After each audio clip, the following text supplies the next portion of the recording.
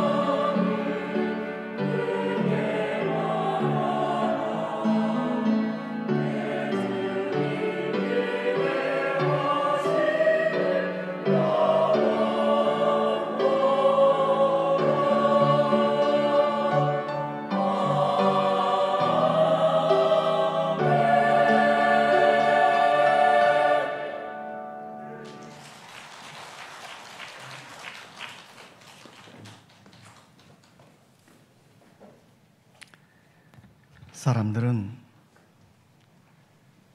별을 참 좋아합니다.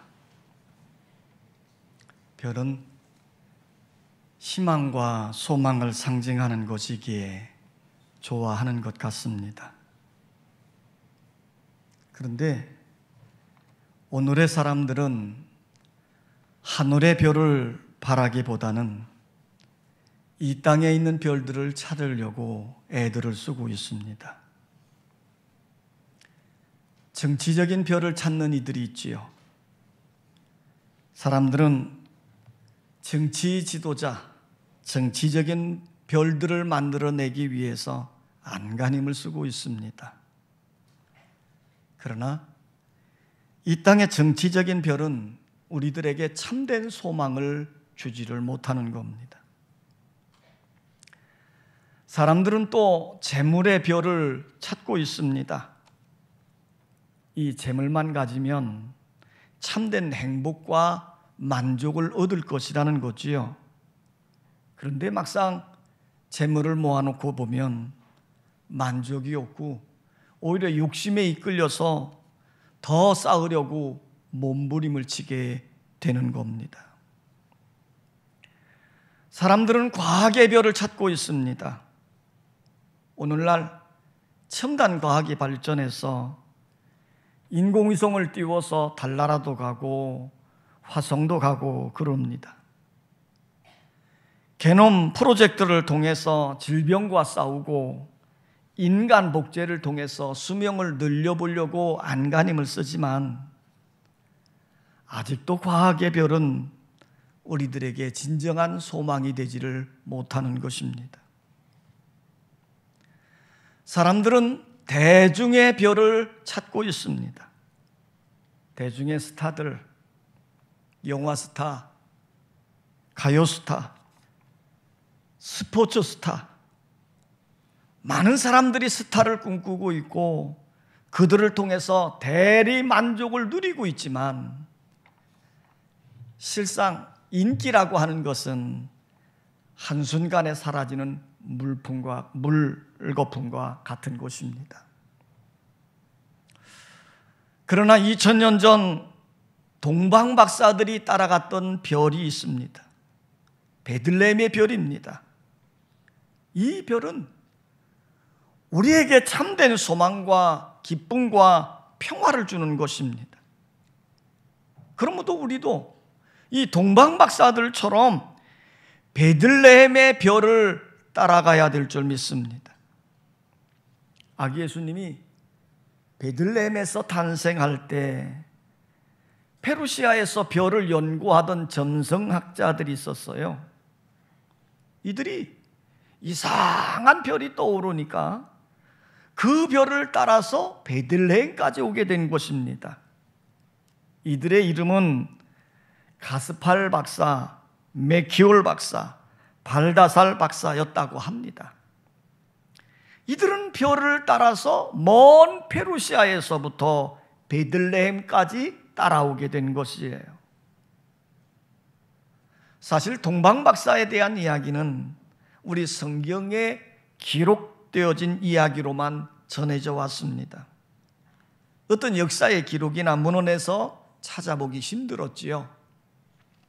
그러던 것이 1250년대에 들어와서 마르코 폴로라고 하는 분이 로마에서 중국 북경까지 여행을 하고 쓴 책이 있습니다. 동방견문록이라고 하는 책이에요. 근데 이 마르코 폴로가 페르시아의 사바시라고 하는 곳에 들렀을 때에 한 무덤을 만나게 됐는데 그 무덤에 3개의 비석이 세워져 있다는 거지요. 그래서 그 비석을 잘 살펴보았더니 아기 예수님이 탄생했을 때에 베들레헴까지 가서 아기 예수께 경배했던 동방 박사들이라는 거예요. 그들의 무덤이라는 거예요. 그리고 그 비석에는 그들의 행적이 작게나마 기록이 되어졌다고 합니다. 자, 이 비석이 소개되면서 동방 박사들의 이야기는 성경에만 있는 이야기가 아니라 역사적 사실이라고 하는 것을 확증하게 되는 것이지요. 예수님이 베들레헴에 탄생했을 때 모든 사람들이 다 기뻐한 것이 아니에요. 오늘 본문 말씀에 보면 부정적인 반응을 보인 사람들이 꽤 있습니다. 첫 번째 반응은 헤롯 왕의 반응입니다. 헤롯 왕은 메시아 탄생 소식을 듣고는 그 어린 왕을 죽이려고 애썼던 사람이에요. 역사적으로 볼 때 이 헤롯 왕은요, 매우 잔인한 사람이었다고 합니다. 자신의 권력을 유지하기 위해서 자기의 처도 죽이고 장모도 죽이고, 그리고 그 여인과 사이에서 난 아들까지도 죽였다고 그래요. 그래서 당시에 이런 말이 나돌았다 합니다. 헤롯의 아들이 되기보다는 차라리 헤롯의 돼지가 되는 것이 안전하다. 자, 얼마나 잔인하면 이런 말이 나돌았을까? 이 헤롯 왕이 나이 들어 죽게 될 때 자기 부하들에게 이런 명령을 내렸어요. 예루살렘에 있는 유명한 사람 몇 사람을 잡아서 감옥에 집어넣어라. 그리고 내가 죽거들랑 그 사람들도 함께 처형하거라. 그 이유는 자기가 혼자 죽으면 예루살렘에서 슬퍼할 사람이 하나도 없기 때문에, 그 유명한 사람들을 죽이면 그 사람 때문에 대신 울어줄 사람들이 있다는 거지요. 이런 잔인했던 헤롯 왕, 그는 베들레헴에 있는 2살 아래의 남자아이들을 다 죽이라고 명령을 내렸습니다. 이게 헤롯 왕의 반응이에요. 두 번째 반응은 대제사장들과 서기관들의 반응입니다. 동방박사들이 예루살렘 왕궁에 들어가 가지고 유대인의 왕으로 나시니 어디 계십니까? 하고 물으니까 헤롯 왕도 모르잖아요. 자기에게도 난 적이 없으니까. 그러니까 제사장과 서기관들을 불러가지고 묻는 거예요. 그리스도가 어디에서 탄생하느냐? 그랬더니 이 서기관들은 성경을 잘 알고 있는 사람들이기 때문에 성경을 찾는 겁니다. 그래서 미가서 5장 2절의 말씀을 근거로 해서 베들레헴에서 나십니다 라고 알려주었어요. 그런데 이 제사장들과 서기관들은 메시아가 탄생했다고 하는 이야기를 듣고 있으면서도 그들에게 아무런 감동이 없어요. 그들은 성경에 기록된 내용은 알고 있지만 그들은 정작 메시아 탄생을 믿지 않는 거예요. 그렇기 때문에 감동도 없고 메시아가 탄생했다는 이야기를 들어도 무반응을 보이는 겁니다. 그래서 이들은 그 메시아를 만나기 위해 베들레헴으로 가지도 않았단 말이에요. 이게 제사장과 서기관들의 반응이에요. 세 번째 반응은 예루살렘 시민들의 반응입니다. 3절에 보니까 헤롯 왕과 온 예루살렘이 듣고 소동한지라 그랬어요. 그러니까 이들은 성탄의 본연의 의미를 깨닫지 못하기 때문에 시끄럽게 떠들면서 성탄을 맞이했다는 거지요. 혹자들은 또 이렇게 이야기도 했습니다. 메시아가 왔으니 로마의 압제에서 벗어나 이제는 자유롭게 살겠구나, 그러면서 들떠 있었던 사람도 있었다는 거지요. 성도 여러분, 2021년 아기 예수님이 이 땅에 탄생하신 성탄절이 다가오고 있습니다. 우리는 이 성탄절을 어떻게 맞아야 될까? 성탄의 의미를 바로 깨닫고 이 동방박사들처럼 아름다운 성탄을 맞이하고 아기 예수님께 경배를 드릴 수 있는 아름다운 믿음의 삶이 되시기를 원합니다. 자, 그러면 동방박사들은 어떻게 아기 예수님을 경배했을까? 따라서 합시다. 동방박사들은 아기 예수님을 만나기 위해 최선의 노력을 다했다.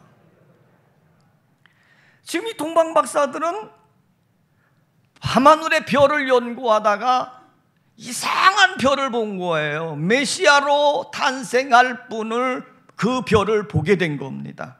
그래서 그 별을 페르시아라고 하는 먼 나라에서 보고 그 페르시아에서 그 별을 따라서 어디까지 온 거예요? 베들레헴까지 온 겁니다. 그 별이 인도하는 대로 정처 없이 온 거지요. 그저 별이 인도하는 대로 산을 넘고 강을 건너고 사막을 지나고 그 별의 인도함을 따라 그 별을 보니까 밤에만 보는 거 아니겠습니까? 그러니까 그 밤길을 걸어서 그 먼 길을 오고 있는 거예요. 자, 여러분, 우리는 쉽게 이것을 상상해 볼 수 있지만 그 페르시아에서 베들레헴까지는 수백 킬로도 넘는데 그 엄청나게 많은 킬로를 가지고 있는데 그 먼 거리를 밤중에 따라온다고 하는 거 얼마나 힘들었을까? 그 가는 길이 힘들고 고달프고 피곤하고, 자, 그렇게 그 별을 따라서 아기 예수를 만나기 위해 온 겁니다. 그런데 이 별을 따라오다가 보니까 예루살렘 쪽에 왔을 때 갑자기 그 별이 사라지는 거예요. 그래서 동방박사들이 생각을 하는 겁니다. 메시아로 태어난 큰 왕이라면 왕궁에서 태어나겠지. 그리고 왕궁에 들어간 거예요. 유대인으로 왕으로 나신 이가 어디 계시냐? 우리가 동방에서 그의 별을 보고 그에게 경배하러 왔노라. 자, 여러분, 지금 왕국에서는 자기들에게 왕자가 태어난 일이 없는데 새로운 왕권을 가진 절대 왕자가 태어났다는 이야기를 들으니 얼마나 큰 충격이겠습니까? 결국 이 동방박사들이 별을 따라가다가 별의 인도하심을 받지 아니하고 자기들의 생각으로 왕궁으로 들어간 그 일 때문에 결국은요, 베들레헴에 사는 2살 아래의 사내 아이들이 전부 죽임을 당하는 비극을 만나게 되는 겁니다. 자, 동방박사들이 그 왕궁에서 헤롯을 통해 메시아로 태어날 리가 어디서 나느냐? 베들레헴입니다 라는 얘기를 듣고 다시 왕궁에서 나옵니다. 그리고 베들레헴을 향해 가는 거예요. 그랬더니 성경에 보니까 이렇게 말합니다. 문득 그 별이 다시 나타났다는 거예요. 동방박사들은 그 별을 따라서 그 별의 주인이신 아기 예수님을 만나기 위해 베들레헴까지 가는 거예요. 그 가는 과정이 힘들고 고통스럽고 피곤하고 때로는 자신의 많은 희생을 감수해야 되는 일들이 있었음에도 끝까지 아기 예수를 찾아갔더라는 거지요. 오늘 이번 성탄을 맞이할 때 여러분도 이 동방박사들의 심령을 가지고 우리도 끈질긴 신앙과 믿음으로 주님 만나기 위해 그 주님 앞에 헌신하는 아름다운 헌신의 모습이 나타날 수 있기를 원합니다. 믿음의 사람으로 큰 일을 감당했던 슈바이처라고 하는 분이 계셨습니다.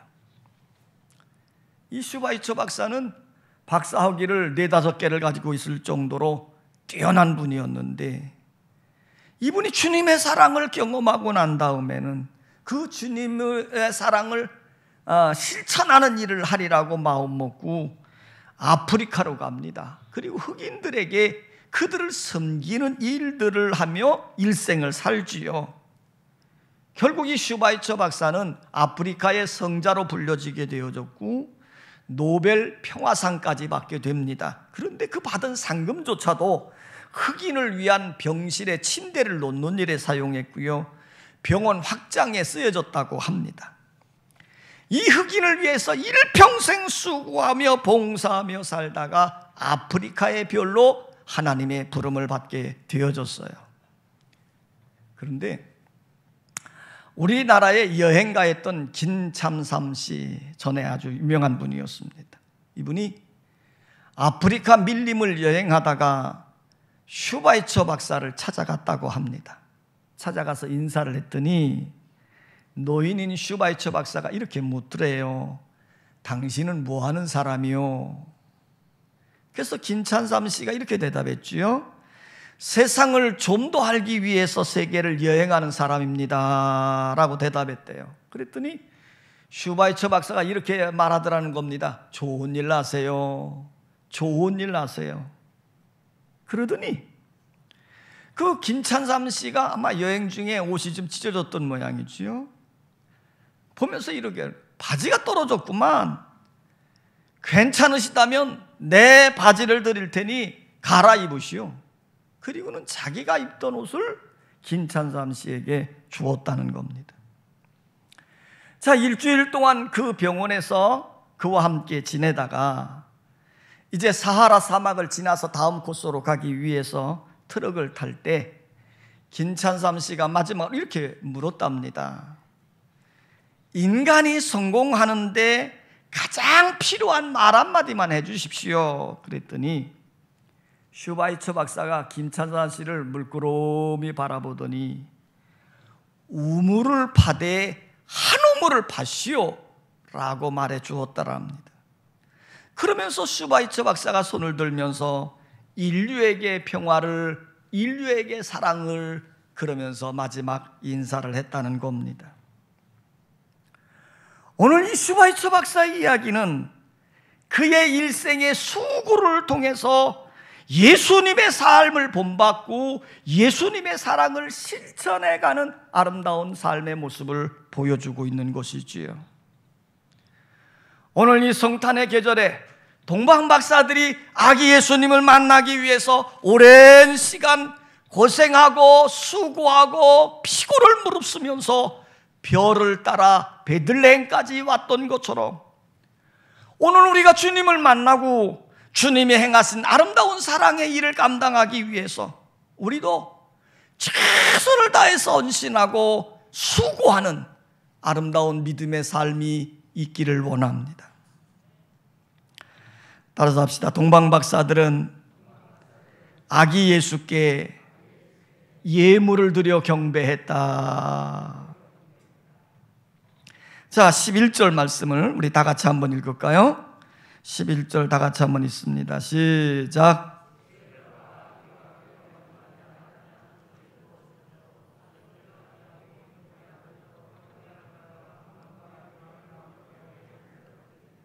지금 동방 박사들이 먼 페르시아에서부터 그것이 장장 한 달이 걸렸는지 얼마 걸렸는지 시간은 나와 있지 않은지 모르지만 긴 시간이었어요. 그리고는 베들레헴에 와서 그 아기 예수님을 만난 겁니다. 그 마리아와 그의 아기가 함께 있는 것을 보고 엎드려 그에게 경배를 하고 그 가지고 왔던 보배압을 열어서 황금과 유황과 모략 아주 귀한 거예요. 이거를 아기 예수님께 예물로 드리는 겁니다. 자, 그런데 보세요. 오늘 성경을 잘 보면 이 동방 박사들이 누구에게 경배했습니까? 마리아에게 경배한 게 아니에요. 아기 예수님께 경배한 겁니다. 오늘 성탄의 주역은 마리아가 아니라 아기 예수님이에요. 오늘 우리는 늘 이걸 기억해야 됩니다. 성탄의 중요한 주인공은 누구냐? 그분은 바로 예수님이시다. 지금 이 동방 박사들이 지금 예수님에게 와가지고 그 아기께 엎드려서 경배했다. 성경이 이렇게 얘기합니다. 이 동방 박사들이 엎드려서 경배했다고 하는 말은 매우 겸손한 모습으로 아기 예수께 경배했다고 하는 말이에요. 그런데 보세요. 지금 이 아기 예수님이 왕국에 태어난 것도 아니에요. 좋은 화려한 집에서 태어난 것도 아니에요. 짐승들이 사는 마구간에서 태어났단 말이에요. 이렇게 비천한 모습으로 태어난 아기 예수님께 이 동방 박사들은 점술사들이에요. 굉장히 그 나라에서 존경을 받는 사람들이거든요. 자, 이런 귀한 분이 아기 예수님께 납작 엎드려서 겸손한 모습으로 경배를 드렸더라. 성경이 이렇게 얘기해 주고 있어요. 오늘 우리는 진정한 믿음의 삶의 모습이 무엇이냐? 그것은 우리가 예수님을 만나기 위해서 나가는 것은 우리 안에 있는 지극한 겸손함이 있어야 된다는 거예요. 우리는 예수님을 영접하고 경배하되 겸손한 마음으로 경배해야 돼요. 최대한 경의를 표하는 아름다운 신앙의 모습이 되어질 수 있기를 원합니다. 지금 베들레헴에 가면 예수님의 탄생을 기념하여 큰 예배당을 하나 지어 놓았어요. 예수님의 탄생 기념 교회당입니다. 아주 커요. 그런데 그 큰 예배당에 들어가는 문 입구는 아주 작습니다. 그리고 이 좁아요, 아주. 왜 이렇게 했을까? 거기에는 놀라운 영적인 의미가 담겨져 있다요. 아기 예수의 탄생을 경배하기 위해서 그 성전에 들어오는 사람들은 겸손하게 머리를 숙이고 들어와라, 그런 말이에요. 그러니까 머리가 뻣뻣해가지고 교만해진 사람들은 아기 예수님을 만날 자격이 없다는 말이지요. 오늘 여러분들이 이 동방박사들이 겸손한 모습으로 아기 예수님을 맞이하고 경배했던 것처럼 이 성탄의 계절에 더욱더 낮아지기를 원하고 겸손해지기를 원하고 겸손한 모습으로 우리의 메시아 되신 예수 그리스도를 영접하고 경배하는 은혜로운 시간이 되시기를 원합니다.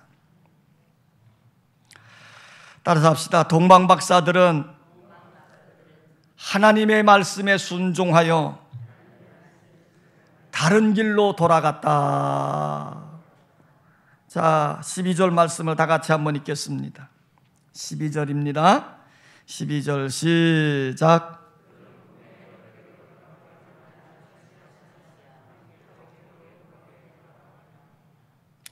자, 헤롯 왕이 동방박사들에게 베들레헴에서 메시아가 탄생한답니다 하고 알려주고 난 다음에 이렇게 말하는 거예요.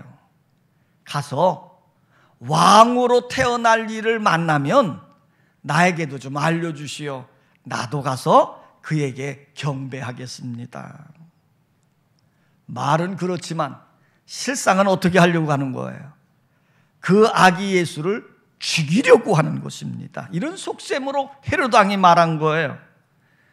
그런데 이 동방박사들이 왕명을 어기고 다른 길로 돌아갔어요. 왜 그랬을까요? 조금 전에 우리가 12절 읽었잖아요. 그들은 꿈에 헤롯에게로 돌아가지 말라 지시하심을 받아서 다른 길로 고국에 돌아가니라. 비록 이들은 꿈에서 지시를 받았지만 하나님의 말씀을 들은 거예요. 하나님의 말씀이 야, 헤롯에게로 가지 말고 다른 길로 돌아서 가라. 자, 동방박사들은 아기 예수를 경배하면서 그는 하나님의 말씀을 들었습니다. 그리고 그 말씀을 듣고 순종하여 다른 길로 돌아간 것입니다. 아마도 이들이 이 메시아 탄생 소식을 갖고 왕궁에 찾아갔더라고 한다면 호화호식의 대접을 받았을런지는 모를 거예요. 그러나 그 길은 어떤 길입니까? 죽음의 길이지요. 사망의 길이지요.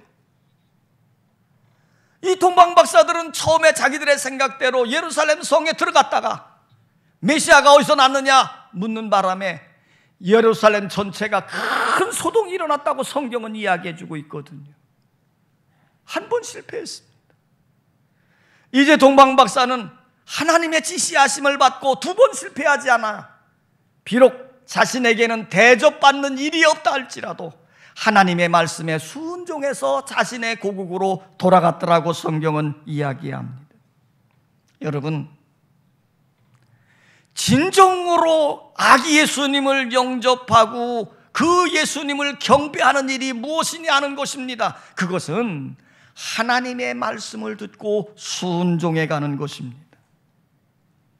성도 여러분, 우리에게 때때로 헤롯의 음성이 들려질 수 있습니다. 그러나 우리가 헤롯에게로 가면 아니 됩니다. 그 길은 멸망의 길이고 사망의 길이기 때문이에요. 우리는 항상 하나님이 지시하시는 길로 가야 됩니다. 진정한 성탄은 하나님의 뜻을 깨닫고 하나님의 뜻을 분별하고 그 뜻에 따라 순종해가는 길이 진정한 성탄의 길입니다. 그 길을 갈 때 생명의 길을 가는 것이고 그 길을 갈 때 영생의 길을 가는 것이고 그 길을 갈 때 축복이 그 앞에 주어지기 때문입니다.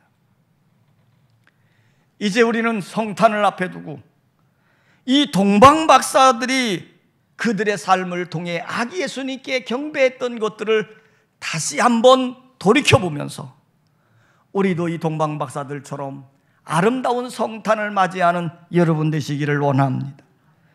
동방박사들은 예수님을 만나기 위해서 최선의 노력을 기울였습니다. 우리도 끈질긴 기도와 신앙으로 주님을 향해 달려가시기를 원합니다. 동방박사들은 아기 예수님을 만나 겸손한 모습으로 경배를 올려드렸습니다. 그리고 귀중한 황금과 유황과 모략을 예물로 드렸어요. 우리도 겸손한 마음으로 이 땅에 아기 왕으로 오신 예수님을 영접하고 그 예수님을 경배하는 여러분 되시기를 원합니다. 동방박사들은 하나님의 말씀에 순종하여 다른 길로 돌아서 고국으로 가면서 성탄을 맞춰지게 되는 겁니다. 진정한 경배는 하나님의 말씀에 순종해 가는 거예요. 날마다 우리를 향하신 하나님의 말씀을 듣고 그 말씀을 따라 순종해 가는 믿음의 삶이 되시기를 원합니다. 아기 예수님의 탄생, 이 성탄절에 하늘에는 영광, 땅에는 평화가 있는 아름다운 삶이 되시기를 주의 이름으로 축원합니다. 아버지 하나님, 우리가 살고 있는 삶에 진정한 평화가 있기를 원하는데 예수님이 이 땅에 오셔서 땅에 평화가 임하도록 역사해 주심을 감사드립니다. 그런데 이 아기 예수님이 탄생했을 때 동방박사들이 아기 예수님을 경배하러 가다가 자기의 생각과 판단을 앞세워 가다가 결국은 평화가 아닌 예루살렘 성을 소란하게 만든 일이 있었습니다. 또 베들레헴에 수많은 어린아이들이 죽임을 당하는 처절한 상황도 벌어졌습니다. 아버지 하나님, 우리에게 하나님의 말씀을 듣게 하시고 하나님의 말씀을 깨닫게 해주시고 그 하나님의 말씀에 순종해가는 믿음의 삶을 삶으로 아기 예수님으로 오신 주님께 진정한 경배를 올려드리게 하여 주시옵소서. 우리에게 진정한 평화가 임하기를 원하며 날마다 우리와 동행하여 주실 것을 믿사오고 예수님의 이름으로 간절히 기도하옵나이다. 아멘.